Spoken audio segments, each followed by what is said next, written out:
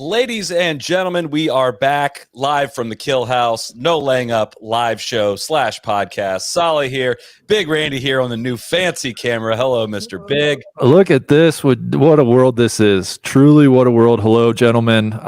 Can't wait to get into it today. I should have mentioned, of course, that the live show is presented by our friends at Yeti, which you can see in the upper right-hand corner of your screen with our guy, DJ Pie. Hello, Mr. Pie Man. Hello, guys. Hello. Happy Friday to you. What a day of golf. That was a lot of fun. I'm excited to break it all down. We got a lot to talk about. Yeti. Yes, thank you to Yeti. We got a lot to talk about. Got a great guest, hopefully joining us here shortly. Listen, you can play your best golf. It's probably going to come with the Rapsodo mobile launch monitor, the #1 rated personal launch monitor on the market today. Randy can't go a day without practicing golf because of the Rapsodo launch monitor. It's got incredibly precise measurements, remarkable accuracy, data-rich visuals. They got performance combines now. The mobile launch monitor is the mobile launch monitor to help the grinders, the range rats, the golf junkies get better by delivering more insights and structure into every practice session. I've said this many times. I love at the end of a practice session seeing my full scatter plot. You might think you're hitting it straight. You might think you're drawing it. You might think you're doing blah, blah, blah, hitting it this far. You can see your consistency and your actual patterns when you actually have some data to look at afterwards. It's about the size of a rangefinder. It's tiny, fits on the outside of your golf bag. It's incredibly accurate. It gives you shot tracer. Gosh, how many more great things can I say about it? You got to get the launch monitor that every golfer needs, the mobile launch monitor, the MLM from Rapsodo, the official launch monitor of No Laying Up. Go to rapsodo.com/NLU, promo code NLU for $100 off the MLM. And right now they're offering a $30 off bundle discount for the MLM and their premium subscription. So NLU listeners have the opportunity to save over $130 with the purchase of the bundle package. Rapsodo.com/NLU. Promo code NLU for $100 off or $130 off if you want the premium subscription. 130, that ain't nothing, big guy. No, not in this economy. No way. Guys, in the preview pod, when I said, regardless of the outcome of this event, there's going to be some fun stuff happen, this is what I had in mind. More so than yesterday. I was a little disappointed yesterday. I was a little worried about fun stuff happening. That was a delightful, delightful day of golf. Again, you got to throw the outcome out of the window. It's been decided, and it probably was before they started. Fun, entertaining, and great golf played today. Yeah, I echo everything you're saying. I think going back to the preview pod as well, we were saying this is kind of one for the sickos. If you like watching golf up close and personal, you like getting to see new players, you like getting to see people sweat a little bit down the stretch. This was kind of the tournament that you're hoping for. If you didn't watch it, I know half the world was watching yesterday. I'm guessing a couple of those people took the day off today, but if you weren't watching, you look at the scoreboard and say 8-2.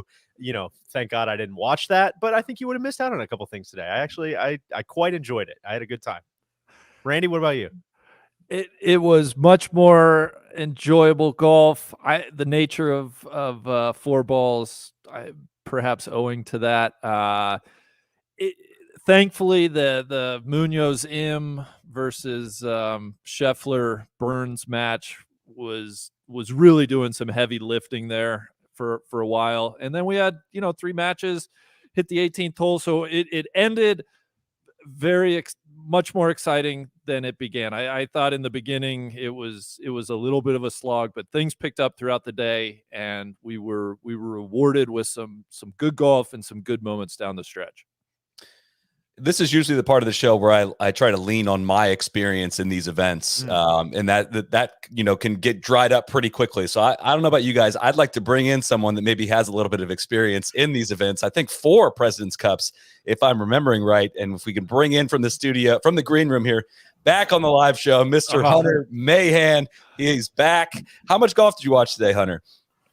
I watched the last probably hour or so. I was trying to check in a little bit on my phone or whatnot, but I got to watch it. Watched a little bit yesterday, and then watched the last hour or so today. That's the way to do it, Hunter. I'm a little disappointed. Last time you had the big hater blocker sunglasses on. I was looking forward to seeing what you were wearing today. There we go. There we go. I don't want to disappoint. So, all right, help kind of set the scene here for, all right, U.S. is huge favorites in this event, right? If you remember this team, powerhouse U.S. team, kind of beleaguered international team, how do you get yourself motivated for it? And how do you, I guess what I'm trying to say is, where's your respect level still for your opponent as you come into this? How do you get internal motivation knowing you should win, and how do you actually go and deliver on it? Well, the good thing for the U.S. squad is so new. There's so many rookies. They want to be a part of the winning. They've seen it, but they haven't experienced it, and you haven't felt it. So, like, listening to Max and Billy out there, those guys are so pumped to be there, and they're so. I mean, Billy's been waiting for this for 10 plus years, right? Like, he couldn't be more excited. Max is, he's kind of walking around with all his idols. So, watching it on TV is one thing, but when you're there and you're experiencing it, and when you see your opponent right next to you, you do not want to lose to them, because you know what that's going to feel like, and you want no part of that. So these guys, it's actually easy for the U.S. team, I feel like, to get up there and to know that I don't want to lose to these guys in front of my home crowd, in front of my teammates. I want to prove to them that I deserve to be here, and I want to win and celebrate like I have seen and watched in countless times before. I really like some of I think it was what Davis was saying, and Azinger was kind of paraphrasing after the fact, but this idea of, like, yeah, our record is very dominant. You guys were not a part of that. You don't get any credit for that, right? Exactly. And there's a lot of new people in there that I thought that was a cool motivator. I'm curious. We'll get into all everything happened today, but while we've got you on the show here, what was your first team event? What was your kind of mindset going into it? What was the first match you played? I want to hear kind of all that experience. Yeah, I mean, I was driving back from the PGA Championship in Tulsa in, I think, 2007 when Jack called me. I was driving with my kind of teacher at the time, and I got the call, and I think I recognized it was like a Columbus number, and so I was like, is this it? Is this it? I didn't, I didn't know. Solly. It could, yeah. Could have been anybody, but fanboy, weird fanboy calling me. But Hunter, your elbow was kind of flying in that final round. I wanted to talk to you about that. Yeah, no joke. And so, he introduced himself as Jack Nicklaus and said, we would like to be a part of the team. He didn't really mix words too much, and obviously that was an incredible moment to have him call me and say I'm going to be a part of the team was obviously amazing. And then going to Montreal, and then I think that moment when you open your hotel room door and you see your bag, your clothes laid out and everything, and see your name on it, surreal, cool moment. It's like team events for me are, that's the highest I can get to. I mean, it's being a part of it is what I looked forward to. I was remembering Justin Leonard and being actually I was at that Ryder Cup in '99 and just feeling it, all the people. And when you see the teammates and see everyone together, the wives and the captains, you're seeing emotions and you're seeing a collective unit like you don't see in golf. And so being a part of that first team was really amazing. I was completely sort of shell shocked to be around Phil and be around Tiger and to be around everybody. It was almost too much for me. I mean, I just was holding on to my partner for dear life, trying to feel like I got a point somehow. I think Stricker and I got a point, and I was just like so happy to be a part of the team and actually contribute, because the last thing you want to do there is, go not win anything. Even a half a point doesn't feel like you actually contributed. You want to get a full point and feel like you were hopefully a part of the win. How it seems like to me, golf fans get 10 out of 10 hyped for the Ryder Cup. Players get 10 out of 10 hyped for the Ryder Cup. And golf fans, let's say maybe we'll be generous, 6 out of 10 hyped for the President's Cup. But it seems like players are at like 9.5, right? There's not much of a difference when it comes to your experience. Being a part of that team and being a part of that team room is I don't want to say as equal. How would you equate the two, right? It seems like that it means a ton for the individual players to compete in this, even if fans maybe don't get as hyped for the event. Oh, absolutely. I think it was Chris DeMarco told me, is like, once you get a part of one team, you want to be a part of every single team for the rest of your career. You do not want to miss out on this opportunity to just be around the guys in this sort of environment. And it's just so much fun. It's golf.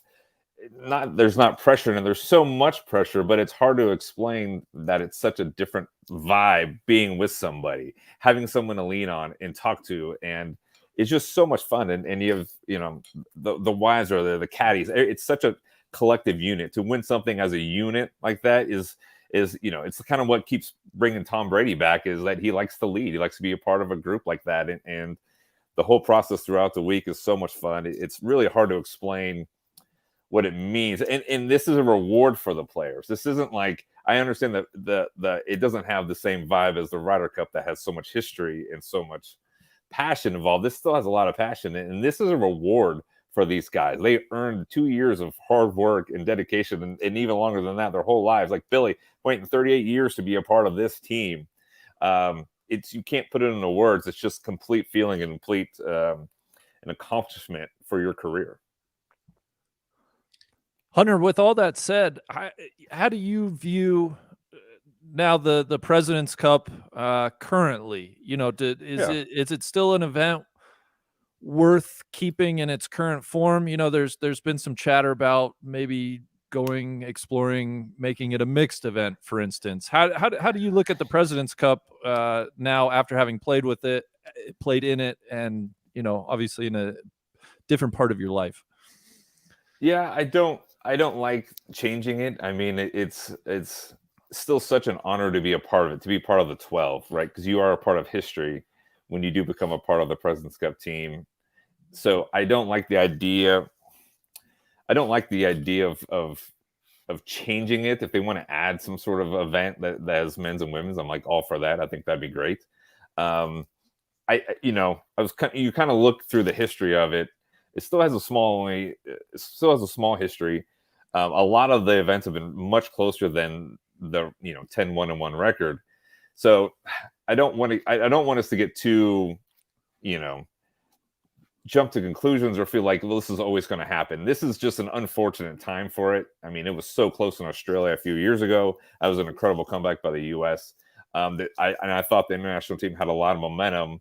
But definitely Liv stepping in, killed any momentum for the international team, which really stinks. I mean, I think Cameron Smith being one of the best players in the world, and Joaquin Niemann, there was really momentum, definitely a South American wave coming up of being some top players. So that really, really hurts the event, and that really stinks. But I think a lot of these guys are getting a lot of experience, and I actually expect them tomorrow to play really, really well. I mean, Trevor's going to be able to put his guys out there, the best 8 or 10 that he's got, and he's got to put out there and hope for the best. But I think it is definitely a shock to the system Thursday, Friday, when you haven't been in these situations before.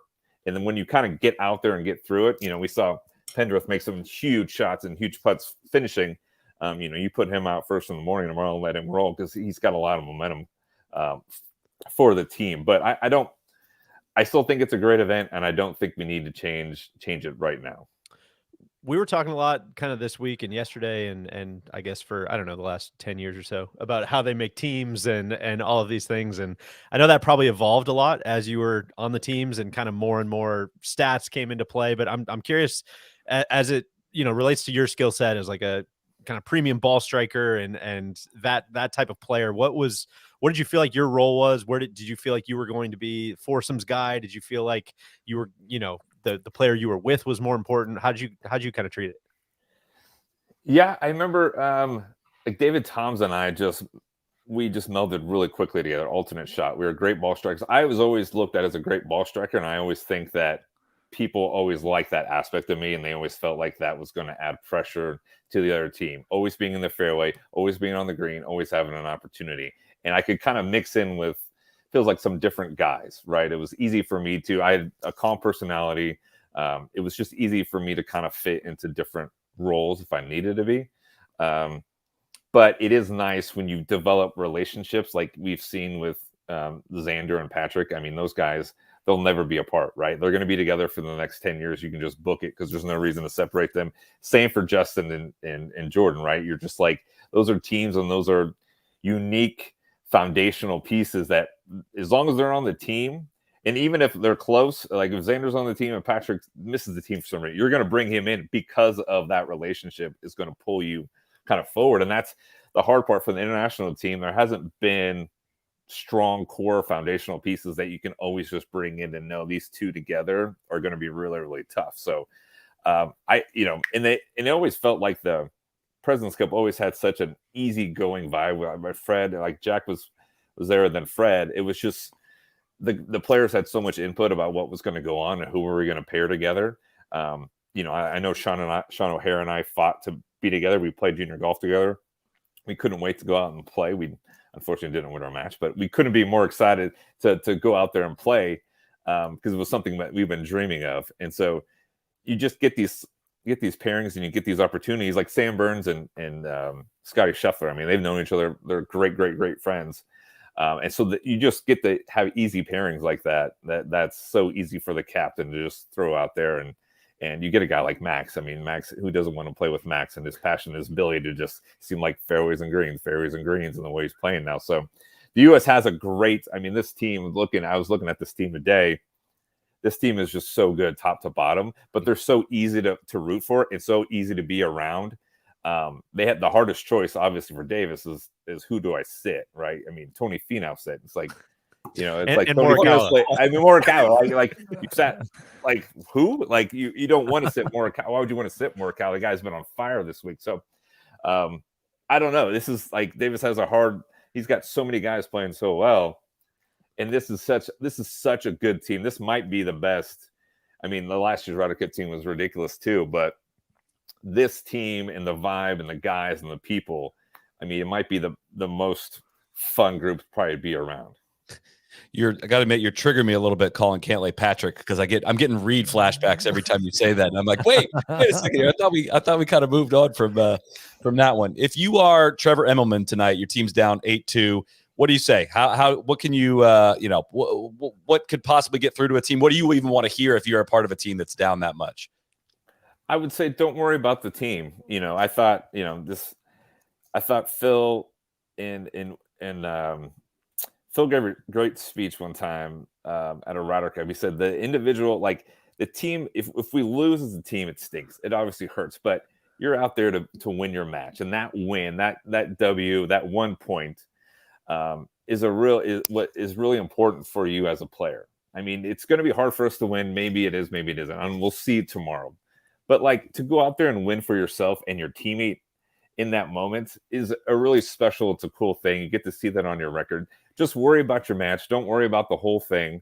Go out there and win for yourself, win for your country, win for, your family and your partner, and just enjoy it. Enjoy being out there. And like I said, I think these guys got a lot of experience today and yesterday. I think they're going to go in there tomorrow and they're going to be much more comfortable and they're going to be really excited. And it's fun to be on international soil in these situations. You know, this is a learning experience for a lot of these guys. And I mean, it's just enjoy it. Enjoy not hearing a lot of claps when you hit it good. Enjoy the silence when you make a big putt, man. It's great. It's a great feeling, because this is a reward. This isn't a punishment for anything. This is, you guys earn the right to be here. Enjoy it. You guys, I mean, it was 6-1 and it was all square. I mean, we had 3 matches that were all square. You guys were this close, weren't far away.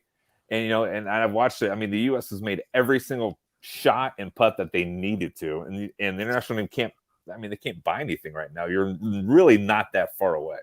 Was there, I've really enjoyed watching, you know, obviously the international studs are studs already, Sungjae and Hideki and Adam Scott and those guys. But I've really enjoyed watching Pendrith. I know Cam Davis has won on the PGA Tour already, but he looks like a stud. Yeah. I'm curious. I can't really place like the arc of your career, how much you had won before you were on a team or not. But did you feel like your confidence level changed after you got the first pick, or how did that impact your career at all?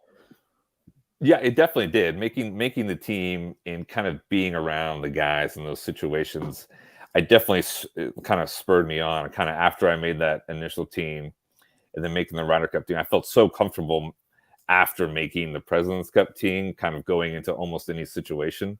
So that it definitely just gave me a lot of confidence to be around big time players in big time situations. And so it was just a incredible opportunity, and incredible just to talk to the guys and know that they're just golfers like you and they miss shots just like you. You can have this strange, you know, image of the best players in the world who just hit fairways, they hit perfect shots every time. So it's just nice to relax a little bit and feel like I've got a teammate to rely on, and I can just go out there and play golf. Like, this is, like I said, I made it. Like, this is the hard part is over. This is the part where I need to go out and enjoy the experience and you know, have a good time with my guy next to me, and we should just go out there and both enjoy it and have a lot of fun.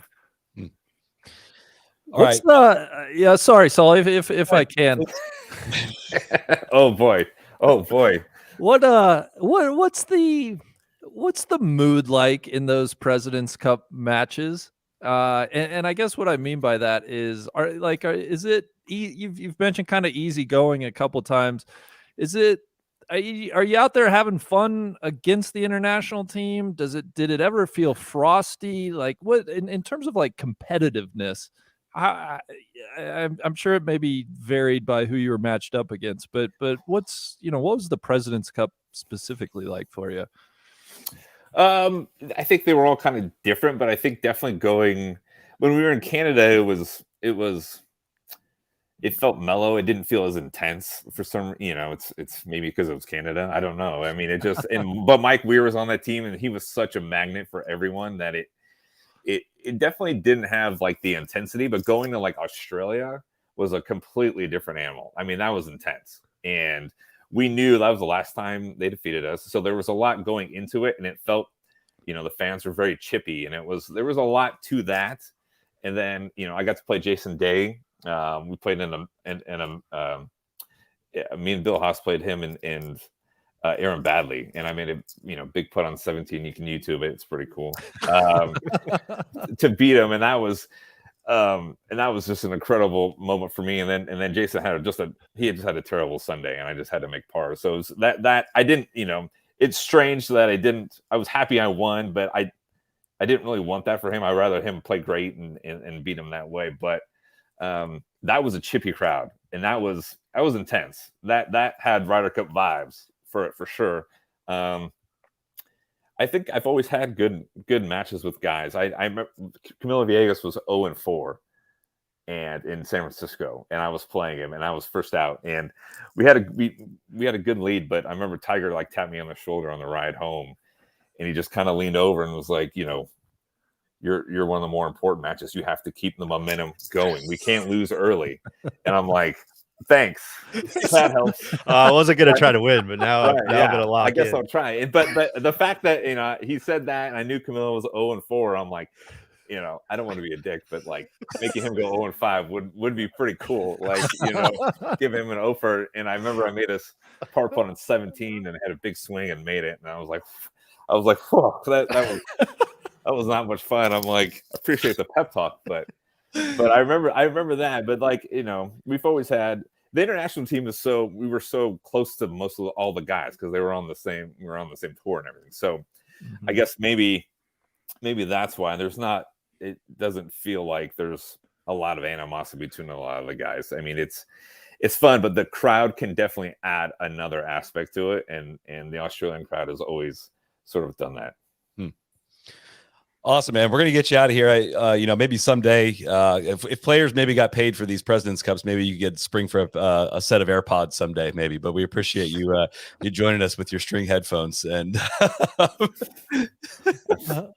See you later. Yeah, I was gonna say, yeah, Hunter, I love them. Do I need the big giant ones or just the AirPods? You guys have these gigantic They don't things. use the string ones anymore. I thought that was going to get a rise out of you, but I'm team string. My batteries are always dying when I'm using Absolutely. my I lose AirPods. one and then it's completely useless and they cost like $350. I'm like, what a waste. All I right. can always With keep you. track of this. And meanwhile, Sully, why don't you YouTube that putty made? Yeah. swing and a miss here. Yeah. Well, us idiots are going to talk about the golf and let you go. But thanks for joining, Hunter. This was great. We appreciate the insights, and we'll continue to have you back as long as you'll keep doing it.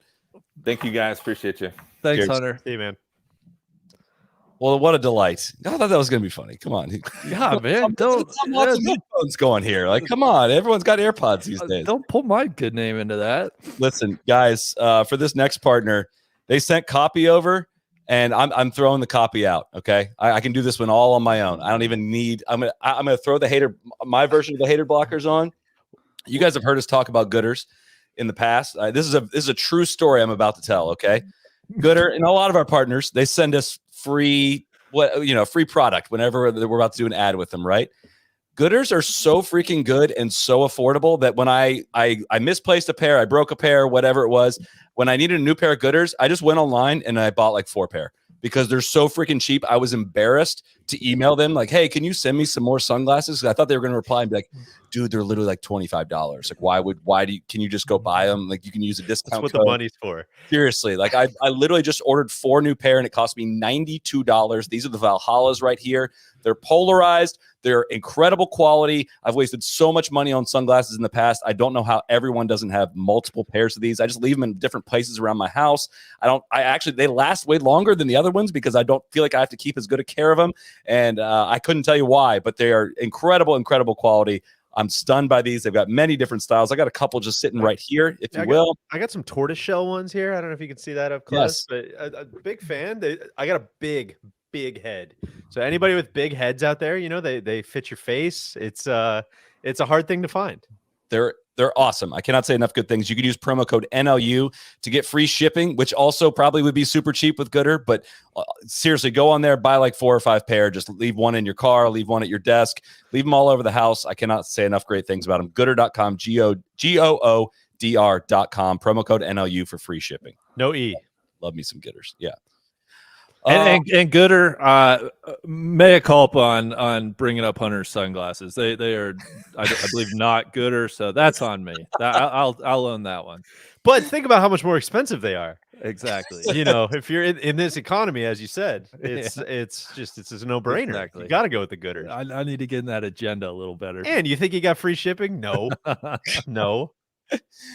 All right, which match do you guys want to start with here? Max, we got to start at the end. Come on. Start at the end. One of the cooler moments I would imagine you could possibly have as a professional golfer is stepping up with your buddies sitting there waiting by the only match left on the course, 18th green. Taylor Pendrith walks up and rolls in a birdie putt, and now you've got a putt straight up the hill to win with everybody sitting there, and he pours it right in the center. He knew it from the moment he hit it. And I just let out a huge scream. I didn't care if it was to put another nail in the international team's coffin and really make this a blowout. That made the whole day worth it. It was freaking phenomenal. I'm so happy for Max. You don't get a chance very often in your career, I would imagine, for the early walk, for the big fist pump.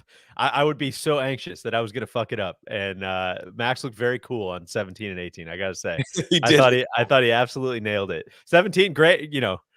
if we want to go there, great time to make the first birdie of the day. They're on 17. He birdied 12. He birdied 12. Oh, did he? Okay, I was Yeah. looking at it wrong. All right. Well, He had a tough day before that, but once the TV cameras came on, he lit it up. exactly, and that's what, like, this is not a coverage take, but it is funny when they're not showing that many shots, how you could just completely skew your opinion of how somebody played that day.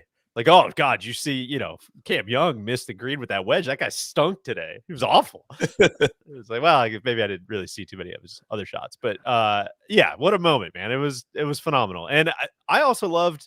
It was a good post round interview with him and Billy. I thought just hearing how freaking nervous Billy was. Yeah. I think that was one of those you didn't really know what you were going to get if he was. Again, as Hunter said, and as many people have said, like he's been waiting for, what, 10, 15 years as a pro now to be in that spot. And I've always kind of pictured him as this like dog, just absolutely not afraid of anything, ready to go out and be the guy. And honestly, he may have, shout out to the Padraig Harrington experience versus innocence quote back in that FedEx Cup run. He probably was that dude, right? Where it's just like, oh, I'm not nervous of anything. I'm not scared of anything. Let's just go fucking get it. And it was really interesting to hear him after having a couple kind of so years and whatever, finally making a team and just talk about how he could not get over the nerves until he finally hit the shot. It was really cool. Randy, what was your reaction when the max putt went in? It was great. It was okay.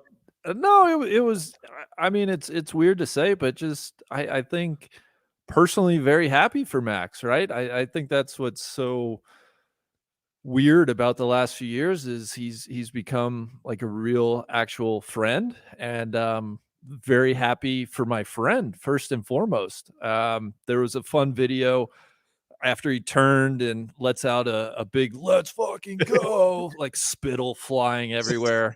It just was a cool moment because I think Max is such a connoisseur of the game, and what makes professional golf fun and really interesting to folks like us. I think he celebrates like the epic Spieth, pointing at his ball, or like I know Max is a fan of the big moments that have happened in Ryder Cup and President's Cup. So for him to get his moment and to come through and to unleash a really natural, just such an emotional response when that putt drops, that's awesome. Like that's truly what it's all about this week for him. It sounds like it was a win for the game, Big. I mean, honestly, it's like, how do you not sound a little corny? But I feel like that's it. That's what it is. Totally with you. Can we up the corn factors a little bit? His quote afterwards, I told my wife, when we talk about things money can't buy, money cannot buy that feeling on the 18th green. And that was something that I'll remember forever. And I will tell anybody who ever wants to hear how that felt. Which, I mean, that's when you get selected for a team like that. Of course, I think the team winning is probably the thing and the memories that are going to come with the victory celebration. But absolutely, that putt is like on an individual level, like that's life. That's life affirming, right? That's why he started playing golf. That's why he has dedicated his life to it for moments like that. And like I said, on just getting to know Max, and I think he's a really awesome guy. Like it's great. I think I'm going to start crying. It's wild to think of it in terms of kind of what he's referring to there is like that moment it's not worth any amount of money, right? Is what he's saying is, if you think about it literally though, it's probably worth like somewhere between $50 and $100 million to him. Like that's what, if you wanted to trade in your pro golf career and go play on live, like that's probably how much more money you would make doing it. And instead, like that's where he puts the price on it. And dude, that's where it's like, I'm not saying this is the moment that saved pro golf, but like it saves a little bit of hope in terms of what I root for in golf in that exact moment. I don't know. That was really, really freaking cool. And in the hyper local narrative of the day, it also was a massive punctuation mark to another, pretty big kick in the ball sack to the international team, right? Of having those last three matches kind of tied and could have been coin flips going either way, to just keep them from getting even another half point was kind of, you know, is a lot of what we talked about yesterday. Is the matches looked a lot closer than they ended up, or than the scoreboard makes them look, but also like that was your time to go get it, and all the tipped passes just kind of went to the US again, and it was another 4-1 day. So it was a good punctuation mark, not only for Max, but also just for like, oh yeah, no, this thing is over. Yeah.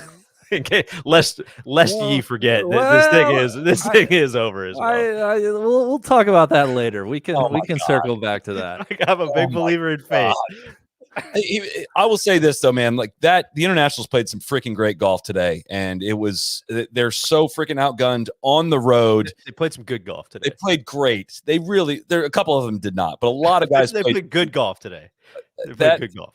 They're not that good, right? So like they played above their level of play today. Right. I honestly think that. I mean, Sebastian Munoz played a really, really great match in the Scheffler Burns. That guy's so fun to watch, just from a he was like awesome. From it. So they ended up having their match with Scotty and Sam Burns, but I was texting you guys like, man, so what's the deal with this with Munoz? How does he make 17,000 birdies a year and never really contend? And then he's got a 15-footer that he just blows 8 feet past the hole. It's like, oh, okay.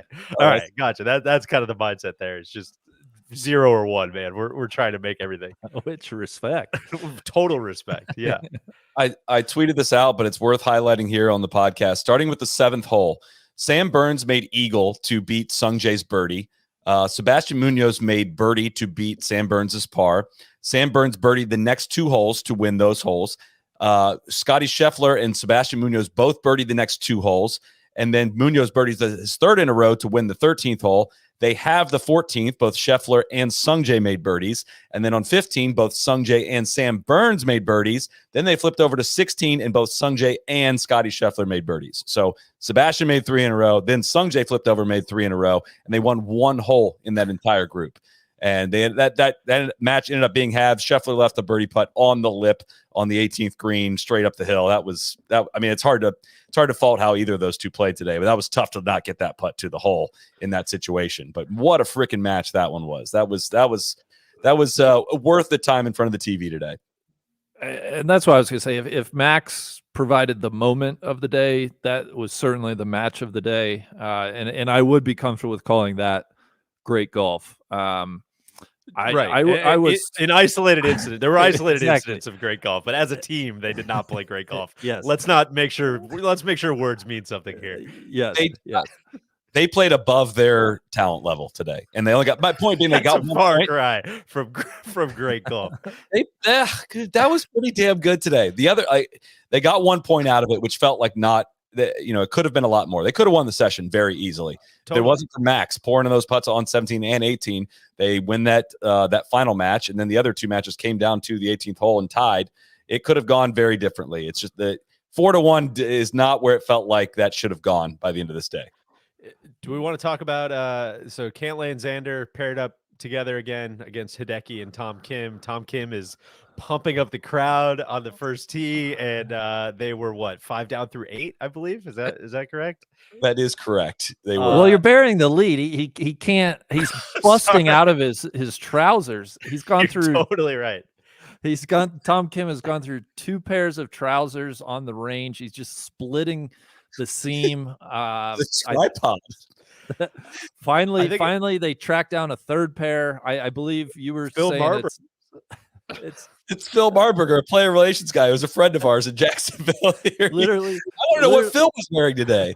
Right, which is like, what did Phil then put on? So Tom Kim is bursting at the seams. By the time he reaches the first hole, he's pumping up the crowd. I believe he either club twirled or like pimp stepped his drive, and it went right into straight in the bunker. Which I'm way in on. Way in on. Oh, I have too. Man. I have too. And then DJ, like you said, they find themselves 5 down through 8. But they did not stop fighting. It was not a lack of trying after that. They fought it back a little bit. I am a massive fan of 2 things. One, cannot stop laughing every time someone. I don't think they're doing it intentionally. I think they're just pointing out that he's young and he's 20 years old, but everyone keeps calling him young Tom Kim, which is They so did that with funny. Sergio for like 13 years. So But his name wasn't Tom. Like young Tom Morris, young Tom Kim is just like my favorite thing ever. Speaking of a guy that knew his way around a belt, young Tom Morris, he could That's right. have come in handy today. But can I we loved that, and I loved, what was it on 14, the par on 3? 14, he pours in the birdie to extend the match and just come on. And I had to tweet it out. The only moment I could think of is when Kansas is playing Monmouth and they're up 55 and they're trying to dribble the ball out. And the Monmouth guy sneaks up and steals the ball and runs it for a dunk and gets teed up. And he turns, he's like, I don't give a fuck. That was Tom Kim on that And green. even the announcer's like, oh, come on. Do you see Cantlay's face in the background? He's just grinning in the smirking, background. just smirking.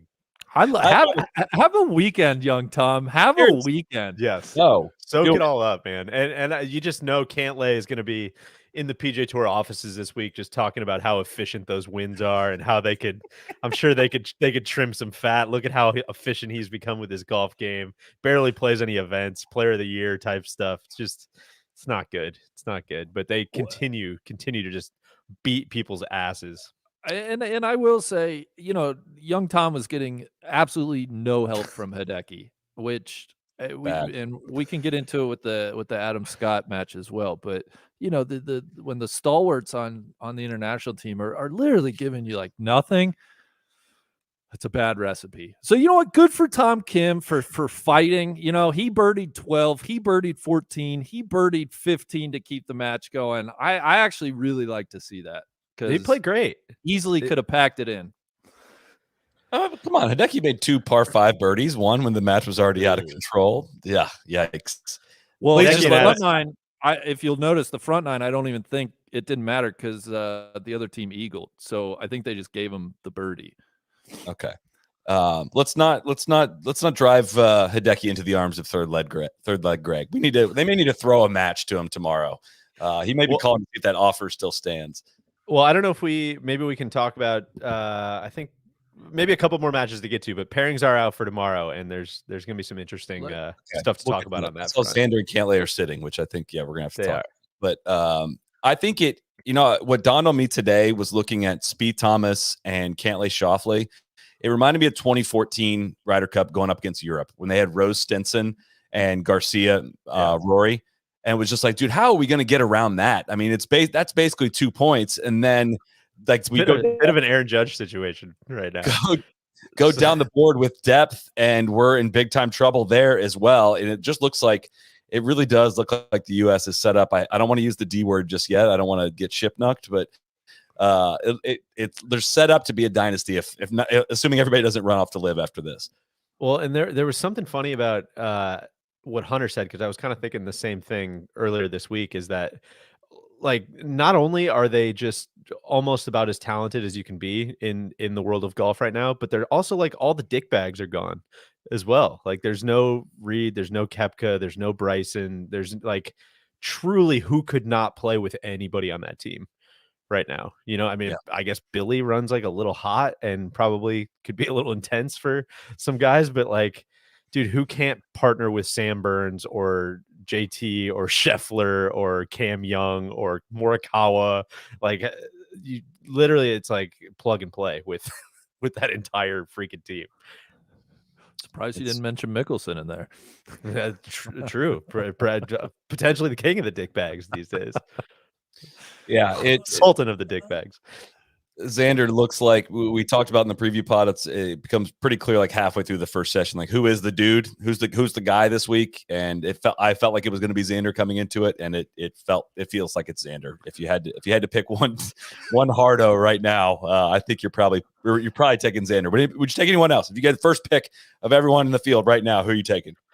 Tom Kim, but after that, I'd probably take Xander. That's exactly right. I'm building the whole franchise around Tom Kim. To the first match, if you will, Jordan Spieth, Justin Thomas, Hammond egged it pretty damn perfectly. I believe I'm the Diner Boys. 9 birds, none None of them covered up any of the other ones. They shot 9 under, had no team bogeys on the card. Cam Davis again played some really freaking good golf today. He kept the internationals in that match. Adam Scott had 3 birdies today as well. That was actually a really, really good match too, mostly because of Cam Davis. They went on a stretch there. They birdied 7, 9, 10, 11, 12 in that middle stretch to prevent it from getting out of hand. They made it all the way to 17, where Spieth pours in a birdie from above the hole on 17, and just a little magic from those two today. JT shot on 14 as well, nearly making the ace on like the 230 yard, 240 yard par 3 down the hill there. Yes, outrageous. Yeah, and Spieth, of course, bounces out of the rocks. And of course, gets it up and down, like just all kinds of demoralizing shit for the poor Australians there. So, the race to the most points, and we'll get into the draw here. And as we mentioned, Xander and Cantlay are not out in foursomes tomorrow, and Spieth and JT are out first tomorrow. I'm guessing that means they're sitting in the afternoon. I'm guessing nobody's going to play all 5 sessions on the U.S. side, which is a luxury of depth. But the race to most points is they could jump out, put the first point up tomorrow, and they got the lead in that one. What's the all-time? Well, I don't know if you have these in front of you, but the all-time scoring record, I guess they whittled down the total number of points over the last couple of years, right? So it's that record is tainted now. But you want to get into pairings for tomorrow? Can I ask a question before we do that? Please. Yeah. Well, and the last match, I thought the Pereira Bezadenhout. Sorry, yes, we skipped over that one. Against Kisner and Cam Young, ended up all square. So you had a really good point that you shared internally, but was hoping you could kind of share this with the wider audience, just about Kevin Kisner and course fit and what that actually means in practice. Yeah, and if you will, you can go look on the PGA Tour website, and you can see exactly the driving distance gap between Cameron Young and Kevin Kisner. And I'm extremely aware of that's not the only aspect of the game, but what course fit means, like, all you got to do is pull up the image of the 17th hole and see where Cam Young drove that ball and where Kevin Kisner has to aim, right? A lot of the problem we have with how far the golf ball goes is the guys that can go eliminate trouble that's right in front of them, and the guys that have to play around it. The gap widens. Like if Cam Young can hit it 50 yards past Kisner, it becomes even more when they have to take different lines, right? And it just goes to, I wasn't really sure where Kisner fit on this team, why 4 balls over foursomes. I think at least in foursomes you could have hidden him and had him tee off the even number holes, but then also you would have him driving on the 18th hole, which he only could get it within 235 of the green. It just goes to show, like, why we talk about course fit mattering so much is if you go look at that hole by hole and how much closer, how much different courses matter for the drivers, and how often you're going to pound driver and how much gap you can put in between a long driver and a short hitter's ball. And I think it was 12 what that leads to is 12 of the 18 holes in regulation. Cameron Young was closer to the hole than Kevin Kisner was. And you have to putt so freaking good to make up that gap, like so freaking flukishly to make up that gap, is why in the last 2 years with these course fits, I've emphasized so heavily why you should be emphasizing taking longer hitters. This year was weird, losing a bunch of dudes and kind of needing a 12th guy, and there wasn't really anybody else that emerged, but it was a bit on display today as to, why the course fit matters and why this is not Austin Country Club. Well, and to that end, I know this is obvious, but just in how few controllables there are in these events, like, you absolutely know somebody's going to show up with the distance that they always have when they show up to any event. It's like they're going to show it up and, strangely hit it 30 yards shorter. You know what I mean? Whereas, like, putting it's not random, but it's a completely, some days you putt well and some days you don't. Like, distance is honestly one of the few constants that these guys have. And if I can just to emphasize how this worked out. So Kisner hit it 263 off the tee on 17. He had 207 in. Cameron Young hit it 337 over the quarter and had 108. He was 100 yards closer. So that's what we mean. I don't know if Kisner hit. Of course, we didn't see the shot, so I don't know what he actually hit off the tee. Yeah, Randy, are you there audio wise? I know we've lost your video, but are you there audio wise? You're on mute if you are in control of that. setup might have been too good. I'm fighting it right now. We're back. Fighting the setup. He's back though. He's there. We're back on the laptop cam. I'm sorry. I don't know if the camera overheated, but yes, carry on. Went to the B cam. Just changing up the look. I will say a great shot from Kisner into 18 with 5 wood. I mean, he hit the green, right? I mean, the distance was quite a disadvantage there, but he hit a great shot over the trees, put one in the middle of the green that kind of freed up Cameron Young a little bit there into 18. So the only point I was going to make, and I think it's an obvious one, but just to kind of put a fine point on it, is when you talk about driver being so important, it just reinforces the type of course that they're playing on too, right? Like Royal Melbourne was a much different test. Yes. with how firm the fairways were and how much the ball was rolling out, and it could find bunkers. And we're on a more traditional PGA Tour track at Quail Hollow, and it's just hit it as far as you can and go find it and hit it again, pretty much. Yep. So you want to lead us through tomorrow, Deej? I would love to. Going off first, so we're back to the foursomes, the alternate shot. Historically, the U.S. is a massive, massive favorite in this format, but Jordan Spieth and Justin Thomas going off in the first match against Sungjae Im and Corey Connors. I believe we saw that pairing in the first day as well. Your thoughts? What? I don't understand. I don't understand. I get that they had a plan, and I'm sure the numbers told them these are our best foursomes groupings, but you saw how Im and Munoz played today, and that was some of the best golf out there. I'd just be really like, why would you split those guys up? I don't get it. Yeah, I think it's you can become if you can do a Tom Watson or you can do a Hal Sutton and go say, hey, you two are playing together foursomes tomorrow afternoon, and those guys had not heard that at any point previously in the week, right? That would be like what the decision would be. If you want to send out Sungjae and Sebastian Munoz tomorrow, they probably had no plan for that the entire week, right? So do you do that in terms of let's go for it and totally throw the plan out the window, or do you stick with the plan? And it could go either way. It really can. This is where I empathize. Tong Chai JD is not walking through that door, guys. Like they just don't. They don't have the options to go to. Really, it's not like they're sitting great players. And I think he's choosing between a bunch of bad options, honestly. Yeah, and I think go ahead, Randy. No, you go. Corey Connors supposed to be one of your guys. Like he's not. He played horrible. No, that's not a reflection on playing Corey Connors. It's more just these guys had great energy together today. I just would be loath to split up a group that played such good golf. I know you have a plan. I know it's easy to armchair quarterback, and who knows, Im and Munoz could get their doors blown off in foursomes too. But I don't know. That strikes me as curious at best. Why? And again, I mentioned yesterday, like sitting Siwoo Kim today, right after he was part of your lone win yesterday. That's the stuff that I'm just like, are we getting too cute here? Yeah, I'm with you on the Siwoo Kim thing. I think the Munoz thing is tough because it's weird. If you're gonna trust the analytics, it's not like you can start like messing with you're looking for tiny edges, right, by doing that. And I gotta think the only way that ends up working out in your favor is to almost just kind of ride it for the entire sample set, right?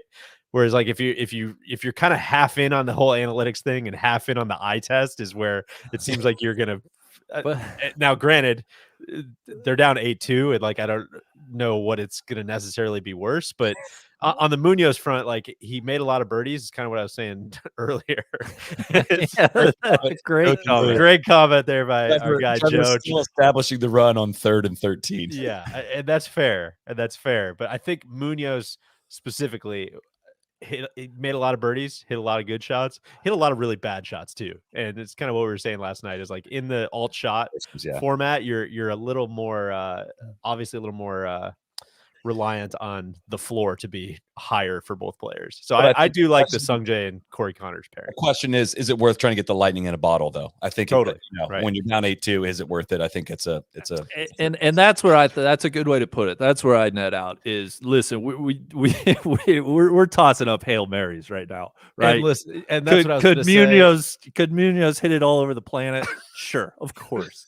But could he also make a couple like 40-footers out of nowhere? Like let me bet on that tomorrow. If you're sitting with the captains up there and you're saying first match out, we're trying to catch lightning in a bottle with Sebastian Munoz, I just don't think that's a good place to be. Is kind of where I would push back. You know where this reminds me of? When I'm like 11 off the number in a qualifier and I'm like 285 out over water and I'm like, this is the moment. like, dude, if I shoot like 87, I got more questions I got to answer than 83. Like, do I play it safe here and try to conserve the 83, or do I go for it and try to get down to 79? And yeah, that's kind of what Trevor's up against right now. I think so too. So all right, moving on, match 2, and then we didn't really talk about JT Spieth, but what are you gonna say? Sounds good, man. I like it. Godspeed. Cam Young and Colin Morikawa on the U.S. side, which I believe we also saw on day 1 in this format, are going up against Randy, Adam Scott, and Hideki Matsuyama. Yeah, I'm benching both of those guys. Hate that grouping. Love the Young Morikawa. That might be my favorite new American pairing right there. Young and Morikawa. Love that. I kind of, despite what we've seen so far, I kind of dig the Adam Scott Hideki pairing, and I kind of dig it in that second spot as well, because I feel like those are like, if they don't play well, you have zero, like you already kind of have like a 1% chance. Like if they don't play well, you got 0 chance, right? Like you need those guys to be your horses, and you put them together. Randy kind of isolates the stink a little bit. You can only lose 1 point. You don't want to, if they're gonna both stink, you don't want to try to pair them with 2 different people and drag 2 different people down. So, and I hear that, they can, if anybody's going to flip and turn it on, it's probably that pairing. So see, that's where I disagree there. They got absolutely rolled on Thursday as a foursome pairing. They didn't play that well today. I'm we just said it, but if I'm up there with Captain Immelman, I'm saying, yo, Cap, let's throw well, not to spoil the third pairing, but I'm looking down the roster. I'm like, let's get weird. Yeah. I'm sitting Adam and Hideki. Just send a message. So that might make both of them go to live also, by the way. Which is fine, because they're not guys. Well, we're not winning with them. We're not winning with them. I'm talking purely President's Cup. I haven't seen enough. You guys have had your chance. You're gonna watch Saturday morning. I'd like to celebrate Randy's degree from the Tom Watson School of Coaching, by the way. And hey, I don't need you to be your best friend. If you want to get pissed off at me, that's great. And maybe we'll put you back out there Saturday afternoon. You guys can go get a point for me. Maybe. Match number 3, Scotty Scheffler, Sam Burns. I hear they're very good friends. They vacation together often, against my favorite pairing that we have seen in this golf tournament thus far, Tom Kim and KH Lee. I am so stoked to watch those guys go out again. I was so pissed KH Lee didn't play today. I know he's going to do something that's going to turn him into a star this week, and I think again he's got another chance to feed off that Tom Kim energy.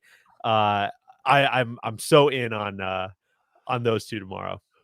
Unfortunately, it looks like Scheffler and Burns found it in a big way today, but what are you gonna do? What are you gonna do? I love it. I'm with you, DJ. Favorite pairing of the week on the international side. Could not be more excited. I hope they have an elaborate birdie dance routine planned out. Like I want them to just get over the top. Like let's. You got to try to break Schauffele and Cantlay some way. You might as well. I honestly, I would tell them, let's try to piss them off. Let's be theatrical. Let's fist pump everything. I want some gamesmanship out of that pairing tomorrow. If I'm Tom Kim, I might straight up come out with the breakaway pants tomorrow. Yes. Like some true dummy like Velcro pants. Into it. first putt that goes in, just rip those things off. How Start can we- looking like the Chris Pontius from how can we Jackass put out there some pyrotechnics on their body. I'm on their saying person. on their person. I want God. I want it all. You know that GIF that Tron always shares Yes, from course, the of course. Asian game show where they Yes. got like that's what I want to see going on tomorrow.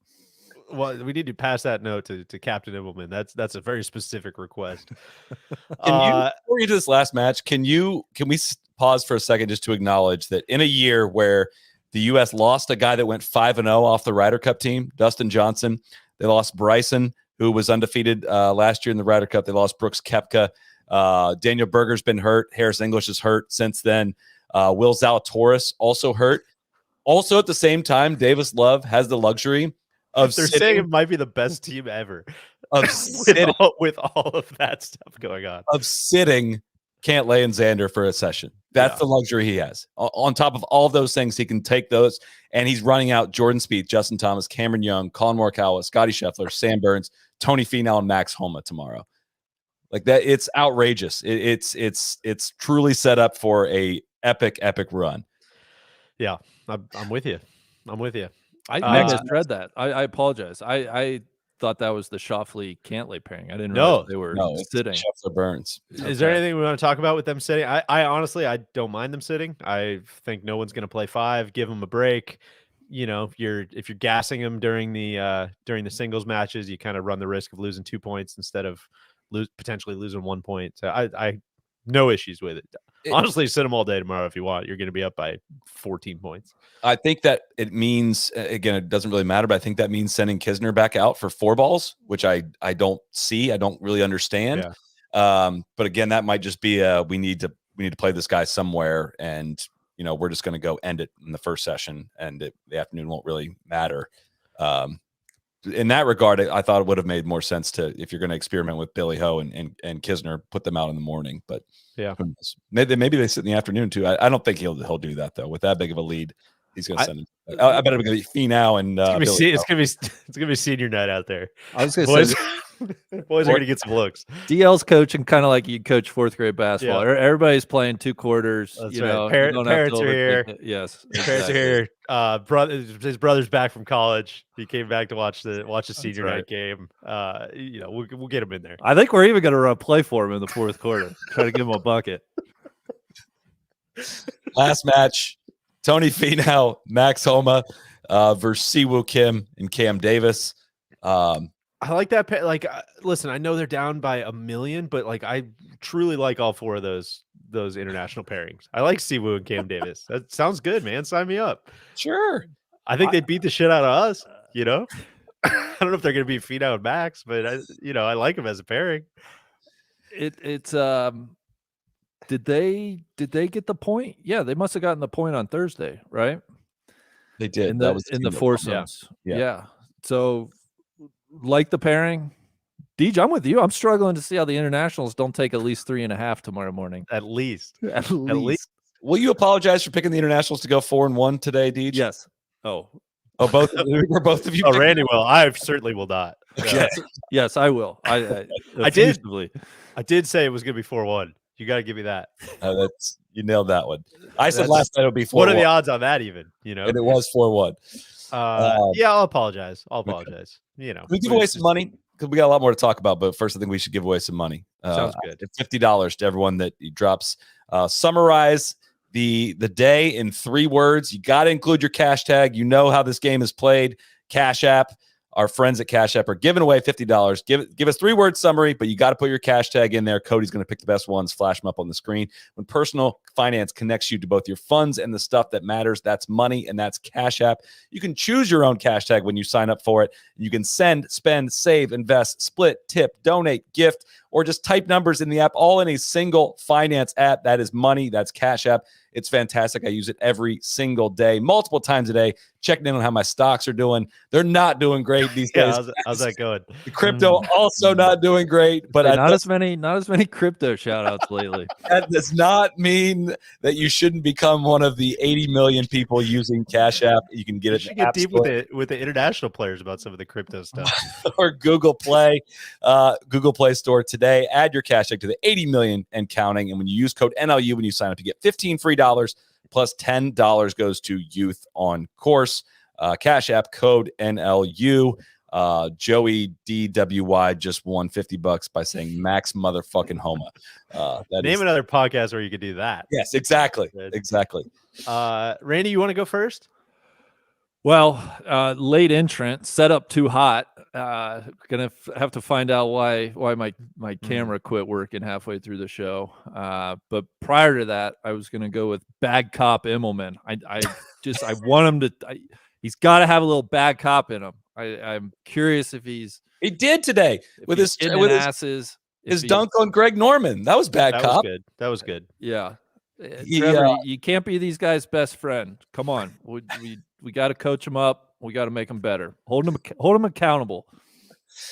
We'll circle back to that. I know Cody's running through all the comments right now, but I'm going to go with a little tight, and I think that describes the putting on the international side, just a little tight, probably want it a little too much. And I think it describes Tom Kim's pants, just a little snug, a little too snug. And we're just kind of bursting at the seams, trying to make putts, bursting at the seams, trying to stay in these pants. Just a little tight from the internationals. I thought you could throw in Billy Ho's hair in there too. I was leaving that one. That's a layup for Solly. Okay. I was going to go with Quail Hollow bucking. It was a really entertaining day, really entertaining setup. Some of the pins were really on some edges. Obviously, we saw a ton of birdies today. The flashes of what makes team golf and match play really fun was absolutely there. Birdies on top of birdies, yet it was no gimme. There were no funnel pins out there, if you will. There were pins on ridges. There were like the really dramatic pin on the par 5 16th there on the right. If you bailed anywhere on the right, your ball went way down and you had to chip up the hill and then it was running away from you. You could just kind of get a really good sense of the golf course watching the earlier groups come through and how fragile everything was around the greens. I thought the setup was fantastic. It was just right pretty much on the edge of difficult and it made for some really entertaining golf today. And I think that's a credit to the setup. I was pretty hard on it yesterday. I still think the greens are running just a touch fast. Like it's not a ton of long putts being made because you have to diet in at such a ridiculously slow pace on when it gets down grain. But man, it was entertaining golf today, and I think a lot of that credit actually goes to Quail Hollow, which we're usually pretty hard on Quail Hollow. But listen, we're always fair and accountable on this podcast, and you can count on that into eternity.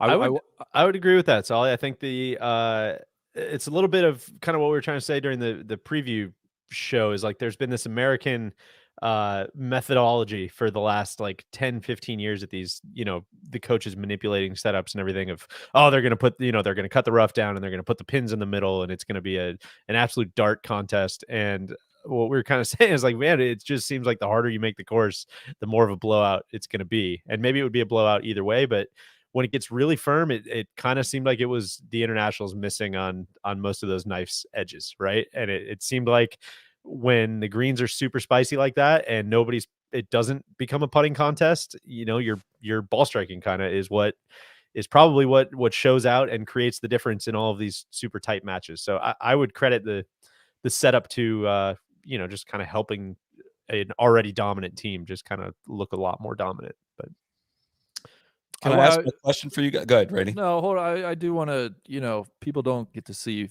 behind the curtain very often, but just on Quail Hollow specifically, I want to tell people that, Solly, every day when the first match gets to the Green Mile, Solly will text us and he's so giddy that they're playing the Green Mile. It's like his favorite. He's always texting GIFs, like GIFs from the movie Dead Man Walking. They're walking down the hall. These boys got no idea what they're in for the Green Mile. They're rattling the cages. So I wanted to make people aware this is a big week for Solly, and there's no better moment right than when they get to the Green Mile.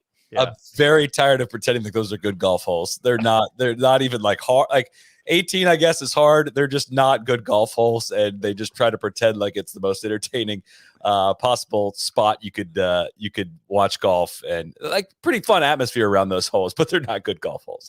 Let's just get that out of the way. Great job rerouting it to make sure all the matches went to these. Well, now the matches are kind of ending on the stinky holes, but whatever. Yeah, I was kind of seeing the reroute is a bit pointless yesterday, and today I was cool with it. I did like having 14 was kind of in the meat of the match, which was fun. It was cool to see momentum kind of won and lost there, and the real 18 is, I don't know, whatever. It's fun to watch the ball bounce off the rocks, I guess, but it's I don't really care. Can I ask you guys my question? Yes. You have to pick and rank these three things. We may have to go over this more than once because it's a little hard to keep track of. But where will these three teams rank by the end of this week? We're going to combine. Is the Cash App game dead, by the way? Cash App game is over. Thank you, everyone. Okay. Thank you, Cody. Cash App game is done. These are three teams, okay? You have to add up their points, okay? We have the 2021 European team and the 2022 international team. You get to combine their points, okay? For the Europeans got 9 in the last Ryder Cup, and you can take whatever the internationals get this cup. That's one team, okay? That makes sense? Okay. Mm-hmm. Then you have the 2022 U.S. President's Cup team. How many points will they get? And the 2021 U.S. Ryder Cup team that got 19 points, all right? So 19-9 at Whistling Straits. Correct. It was. So who's going to get, is this U.S. President's Cup team going to get more points than that? Is internationals plus the Europe total of 9 going to get more than that? Where would you rank? If you had to pick them, where would you rank them? Well, it's a different number of points for the events, It's 30 right? points for this. Correct. So basically I'm asking, is the U.S. going to get to 20? I think right now my head would have to lead with this U.S. President's Cup team. Is going to get to over 19 points. Is The what you're most points. Yes. I'm gonna take the under. I think we're so early in this.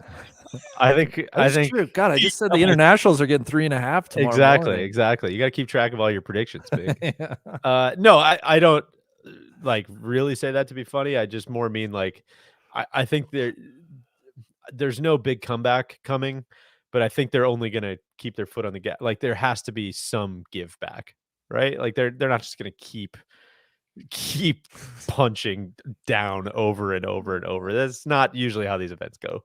Usually there's it's a lot of golf. There's 36 more holes tomorrow and then 12 singles matches. Like weird stuff happens. And like we said, once you clinch it, usually everybody kind of mails in their singles matches anyways. And so it's kind of a clerical question, but I'm going to say no. I'm going to say they don't get there.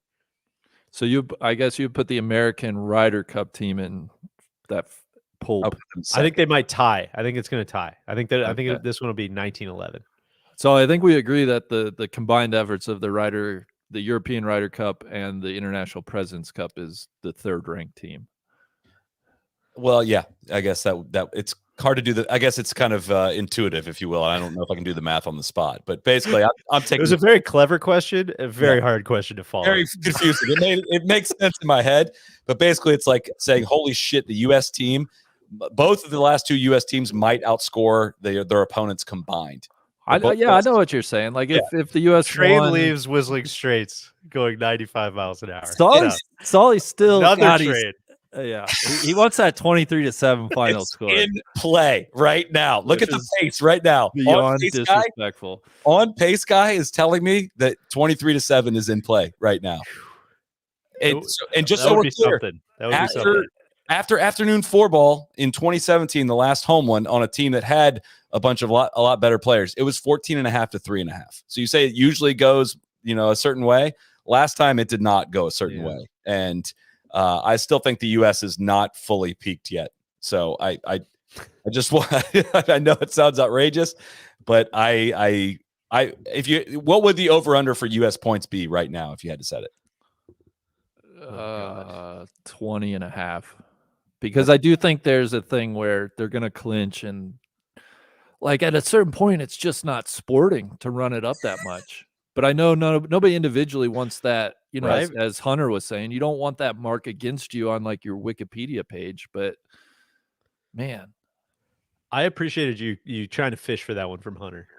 I know you're trying to give him a shit on the internationals a little bit. No, I was trying to get him to No, Randy. Oh, yeah. So is it actually competitive out there? Are you actually trying to beat these guys, or what's going on? That went better than me trying to shit on his headphones. No, that was fine. yeah, That he was might fight you next time. fine. What if he kicked your ass? He's a big guy. If we could cue it up, Cody, the Trevor Immelman tweet, which was making the rounds a little bit here today, which was Greg Norman tweeted out. I think it was yesterday or the day before. Outside of all this angst, golf is golf. Competition is competition. Something every golfer thrives on. As a former player and captain of the international team, I wish Trevor Immelman and his entire team the very best in repeating our only 1998 Presidents Cup success in Melbourne. And Trevor waited until today to just reply LOL in all caps. Yeah, thanks, dude. Thanks for your efforts in contributing to this team this year. Greatly, greatly appreciate what you've done for the international team here. Norman, say what you want. Norman's always kind of a class act when it comes to these types of things. You know, I know we got guys. Eventually, we got to put the squabbling aside. You know, let's focus on what's important here. Let's agree to disagree on some stuff. And listen, I know I've said some stuff that might have ruffled your feathers a little bit. I know that. I'll acknowledge that. I'm not perfect in this. It was I know. all the interest of growing the game. Exactly. I think truly the only thing and I'm not sure there is one on the iPhones, but the LOL needs to be accompanied by like a wanking emoji or something. Just like fuck off, dude. The Michael Keaton wank gif is just pretty undefeated. Yeah. What'd you guys think of Billy Ho's hatless look today? Can I say, I don't know who wants to go first. Go ahead. I love it, but I'll get out of the way. Too. I thought it was sweet. Yeah. Okay, good. I thought this was going to be some dunk fest on Billy Ho. I was not signing up for that. I'm a big fan of the look.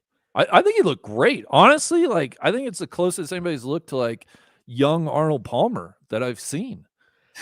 A friend of a friend has said, Billy Ho looks like he just got back from World War II, which that one got me really good. Porter That's said kind of what this whole week just kind of feels like the U.S. in like, the 1950s. This must have been what it feels like. Just middle fingers to the rest of the world. Billy needed the pack of smokes rolled up in his sleeve. Exactly. Billy's moving out to the suburbs, 2.7 kids, car in the garage, white picket fence. He was doing the whole thing. It was great. I greatly enjoyed Billy's honesty about how nervous he was. I hated that he was that nervous. I needed him to come out just running through the tunnel and ready to run through a wall for his captain rather than being that nervous. He was way too subdued. I know you, Billy, you gladly shared our take last night when we said everything in your career is building up to you playing in this event and just putting on a show. I need some theatrics out of you tomorrow. I'm assuming you're going to be playing in the 4-ball in the afternoon. Let it loose, man. I really like that take from Ben Yu there. He should have wore a suit and tie. That would have been really nice. He looked I think Porter said that. He looked very season 3 of Mad Men, kind of a competing ad agency guy, kind of a Duck Phillips type. I thought that was pretty good. What else you guys got? You guys can throw some questions here in the comments too as we head towards wrapping up here. I know DJ's got movie night coming up. Well, that's what someone just makes very excited to go see Don't Worry Darling, and someone just pointed out Billy would have fit really well in that movie. I think that was kind of the aesthetic that he had going on. Love this, for those that are on the podcast who can't see this, but the massive swinging nuts from JT I thought was great. That was JT's has a very good time at these. He's willing to be the lightning rod. He's willing to you can hate him if you want, you can love it if you want. But he's willing to. The Duke point guard tweet from TC from last year was just freaking perfect. Like it is a lightning rod. It's gonna divide people, and I'm mostly here for it because it's fun. It's entertaining. I love that. I had Cody, I threw one in there that I really enjoyed I saw Colton Oast retweeted this. I think this must have been a quote from his podcast, Golf Subpar. But Adam Scott was on there telling a story about playing with Tiger Woods in these team events. And this was a quote. He said he would pull way too much club on a par 3 and let you see it as it was playing out. So he'd kind of make a full swing with a 7 and flight it in there nicely and let you see that it was a 7. So you're tossing out, trying to figure out whether it's an 8 or a 9. And then and you were like, well, it's definitely an 8 if he hits 7. And then you'd go ahead and hit 8 and airmail the green. I don't even know if that's true, but I just seem like it doesn't seem that true that he would be like, kind of risking losing a hole just to kind of get in the other person's head. If it is true, I'm all for it. I think it's a delightful bit of gamesmanship and kind of showing somebody truly at the peak of their powers. which is, oh, you want me to hit 150 yards? I can do that. You want me to hit it 190 yards? I can do that too. What you tell me, whatever you want. I will say maybe it just takes somebody like Tiger, which is probably the case. But who's going to step up and fill that gamesmanship role, right? I think we were hoping it was going to be Billy Billy Ho, Ho. but he's thrown up all over himself. know. Maybe, but I don't know. It's hard to. Massive Billy Ho fan. I've been screaming for this his involvement in the team events for a long time. I'm nervous. I don't think we're going to see him probably on the Ryder Cup team next year unless something strange happens. But I was going to say, if you give him one good team event like this and he gets on that Ryder Cup team, maybe he feels a little more comfortable. The stage is a little bigger. He turns into kind of the poltergeist of the United States team. But I don't know how likely that is. I would not. Again, we're going on the road for the next two, and it's going to be a different setup, and it's not pack a lunch. business trip. It's not going to be Bomber's Delight. He's a European Tour member. I would not say that Billy won't be on the Ryder Cup team next year. I mean, the U.S. is going to need somebody to emerge and kind of bump him out, which there's always turnover year over year. But yeah, that's he fits better for one of those golf courses, I would think, than even this one. So I would not rule that out. And same for Kisner, honestly. I mean, they're gonna need to design some special foursomes teams for a European manipulated golf course. Speaking of which, PTSD, they're gonna need to design some special clubs so you can hit it further. PTSD watching the Golf National today. I watched a little bit of the French Open this morning. That's, oh God, I never want to see that golf course again. Tough. It seems like P kind of was in a similar boat for you. I know back at the site of where he shot 82 or 85, whatever it was, when Tiger apologized to him for playing so bad. It seemed like he followed that up today. Tiger apologized to Corey Connors today as well for playing so bad. Did you guys see that rules situation? Yes. Amazing. Yeah. The one with Thomas Peters. Yeah. Yeah. So for those that didn't see it, and please, Cody, fill in the gaps, but he was, speaking of Tiger, when Tiger would always like stop his swing on the way down if someone coughed or a bird flew over or whatever, Peters was trying to do that with a putt, which I had never seen before. He took the putter back. He had a long putt. It was like putt from the fringe, and it's coming forward and someone coughs or something happens and he tries to stop his putter and accidentally hits it and the ball rolls out like 7 feet. And I don't know what happened after that. I know he was claiming I was not trying to hit it. I should get a drop. What was the situation? So it's if you don't have intent to hit the ball, then it's like the Zach Johnson rule, which happens on the tee, but you can replace the ball. Like if you accidentally hit it with a practice swing or something like that, which, I'd never seen it really applied to something in the actual stroke, like in the effort of originally trying to hit the ball. But yeah, you got to replay it apparently on a second opinion, if you will. But it's very silly looking. Next time I chunk a putt, I'm gonna.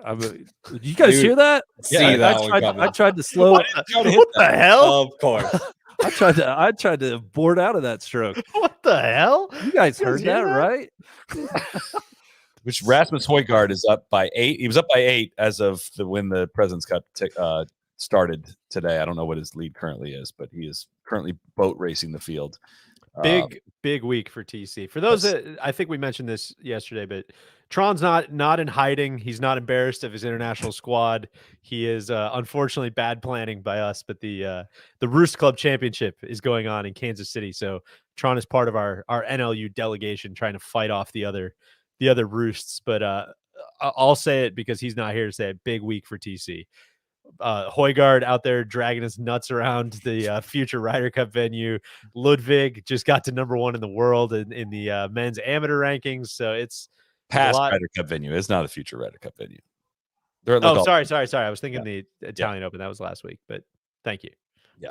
Still in the in echoes of greatness, just going all around him. Sure. Yeah, his internationals are down 8-2. But we could ignore that one. But well, 2 out of 3, pretty good. Anything else you guys have from today that we may or may not have missed? Randy. Oh, Cody's going. Well, Cody, go ahead. I was going to tee up big. Do you have a young hitter update for us? Anything going on? It is. Look at this Sarge reading my mind. Yeah. Tied for first at the Walmart Northwest Arkansas Championship. Young hitter Lauren Coughlin It is a 3-round event. So today was the first round. She went out and shot 64. I believe there's 4 or 5 other women that shot 64. So a crowded leaderboard, but hell of a first round. I have to double check. This morning, ESPN Plus was running feature group coverage, which was a lot of fun. I got to watch Madeline Sagstrom's whole round on my iPad while I was watching the President's Cup on my TV. So need to double check if they're doing that this weekend as well, but certainly we'll be keeping one eye on the LPGA Tour this weekend. Good luck to Lauren. And What two about you? others Yeah, got one through more. first stage. Justin Hubert got through first stage up in Illinois. Andrew Alligood got through first stage in one of the Florida sites. Willie Mack also got through first stage down there in Florida. John Pack as well, the Florida State guy, through first stage. Now, where else can you get Max Homa's putt and first stage of Q School qualifying on the same episode? Where else can you? On a Friday night, if you will. Cody, I just got to ask, as we're rolling out, I know you're on solo dad duty. For those that don't know, Cody has 3 beautiful young daughters. He's been trying to keep them all at bay. And Randy talking about watching stuff on his iPad just reminded me, did the iPads last for the whole show? What's the update on solo dad duty? It's going. So I filled them up with cookies. Dinner has already been served, so dessert is taking place as we speak for at least the last hour and a half. Nobody's killed each other yet. I believe the iPads are still on, but we have a 6:45 Alexa timer, and that's when we go upstairs for a shower. Boy. It's been going off for 10 minutes already, and I just hear them screaming out there, "Alexa, stop timer!" And it's paying no attention to them. All right, well, that probably means it's time to wrap. That is definitely time to wrap. Then thank you everyone as always for tuning in. We'll be back here tomorrow with another guest. And yeah, we'll be. Gosh, will they clinch tomorrow? That's the final question. What do they got to get to? 15. 15 and a half. They need 7.5 out of possible 8 points tomorrow. No way, I say. I'm going to say no. I think It'd be there's a better chance. A hell of a story. I think there's a better chance that the internationals are winning than the U.S. clinches tomorrow. I don't agree with that part, but I'm gonna agree with you. I don't think they clinch tomorrow. I'm glad we can find common ground. So. If they do, I might need to go half mustache. We'll see. Sorry, we're getting out, but we're gonna investigate. Somebody had said that the half mustache has popped up elsewhere. There are other separate sightings of the Finau half mustache. So we're gonna look into that. We'll have an update for you tomorrow. We'll know more tomorrow for sure. So thank you everyone for tuning in. Thank you, Cody, for the 1s and 2s. We'll see you back here tomorrow. Cheers. Cheers.